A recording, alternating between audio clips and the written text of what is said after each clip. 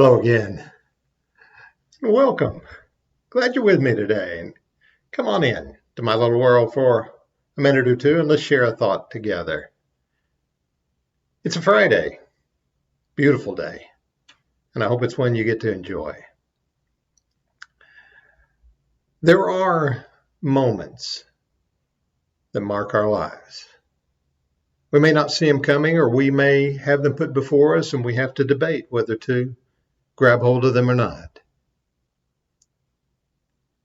It's something to think about. There was a pilot by the name of Paul Warfield Tibbets. The name may ring a bell with some of you, but a lot of us may not remember. But in 1945, he flew a B-29 Superfortress. It bore the name of his mother, the Enola Gay. And he and his crew, he being the pilot, flew that Superfortress, that B-29, and dropped the first atomic bomb on Japan at Hiroshima. Probably the most noted thing about his life. But it's kind of sad when we do that because we miss so many other things. I don't have time to recount his whole history, but he was kind of a colorful character in some ways, very dedicated to the military. But before that opportunity arose and before that challenge was put before him, as defining a moment as that was, he had flown over 43 combat missions in Europe, flying the B-17s. Daylight bombing was among the first to raid in daylight bombing as they flew with 100 planes together. He was quite a pilot. Made his way through the ranks, rising up. At the time he flew the Enola Gay, he became a colonel and then ultimately a brigadier general before he retired from the military. He had some interesting responses. People questioned him about the morality of what he did. He said, there is no morality in war, whether it's a gun or a small bomb or an atomic bomb. It's dropped on a target as the military determines. He said, if I thought about every single life that is lost, he said, I could never, ever do it. Maybe that's a lesson we need to learn in life, but you've got to understand where it came from and what he was saying and how it works when you're in a time of war. But I thought about how this defining moment, this dropping this one bomb, how many others had he dropped in other places? How many targets had he hit? How many successful raids had been there in those 43 missions that had gone out?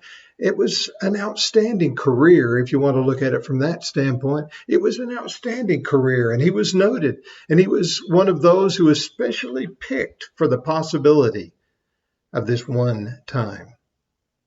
Could he have gotten out of it? I suppose so. Could he have said, I can't do this. It's against my thoughts or my morals or my character.